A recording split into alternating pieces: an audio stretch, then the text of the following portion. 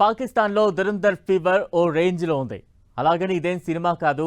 గత 3 ఏళ్లలో ఏకంగా 30 మంది టెర్రరిస్టులు గుర్తు తెలియని వ్యక్తుల చేతుల్లో మరణించడంతో నిజంగానే మిషన్ దురంధర్ నడుస్తుందేమో అనే భయంతో వణికిపోతున్నారు. స్వయంగా టెర్రరిస్టుల గ్రూపుల్లోని లీడరే ఈ రకంగా ప్రకటించడంతో పాక్ స్థితి ఎంతగా దిగజారిందనేది అర్థమవుతోంది. మరోవైపు పాక్లో ఈ పరిణామాలతో తమకు సంబంధం లేదని భారత్ ప్రకటించింది. ఆ దేశంలోని సంఘటనల వెనుక మన ఇంటెలిజెన్స్ కానీ రా సహా ఇతర ఏ సంస్థలు కానీ లేనే లేవని తేల్చి చెప్పింది. పాక్ లో ఆ 30 మంది టెర్రరిస్టులను లేపేసిందెవరు? ఆపరేషన్ దురంధర్ నిజంగానే సాగుతోందా? దురంధర్ అనేది సినిమా మాత్రమే కాదా? ఆ 30 మంది ఖతం మిషన్ దురంధర్ లో భాగమేనా?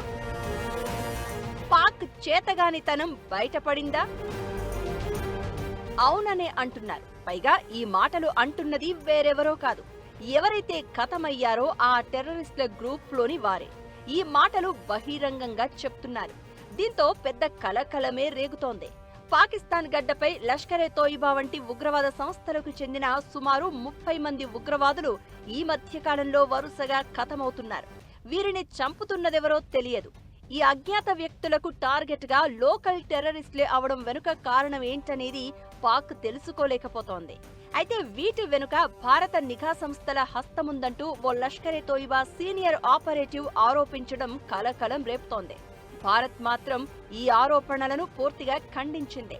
పాక్ లోని సంఘటనలతో తమకు సంబంధం లేదని తేల్చిపారేసింది. 2008 ముంబైలో జరిగిన ఉగ్రదాడుల్లో పాల్గొన్న వారే ఇలా వరుసగా చనిపోవడంపై మొదట్లోనే కొందరు అనుమానాలు వ్యక్తం చేశారు.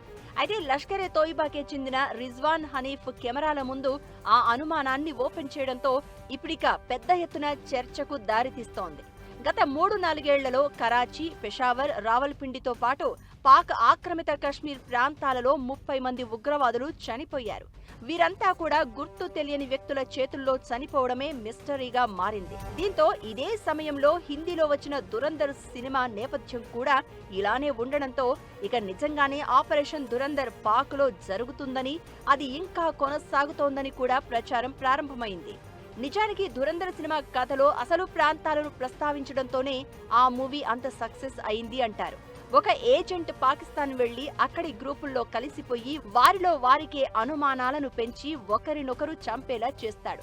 కొంతమందిని స్వయంగా తానే మర్డర్ చేస్తాడు. గత కొన్ని నెలలుగా పాకిస్తాన్లో ఉగ్రవాద హత్య జరిగినప్పుడల్లా సోషల్ మీడియాలో అన్నోన్ గన్మెన్ అంటూ హ్యాష్-ట్యాగ్ ట్రెండ్ అవుతోంది. దీంతో తాజాగా ఈ రిజ్వాన్ హనీఫ్ కూడా తన అనుమానం ప్రకారం నిజంగానే ఇండియన్ ఏజెంట్లు పాకిస్తాన్కి వచ్చినట్లు ప్రకటించాడు.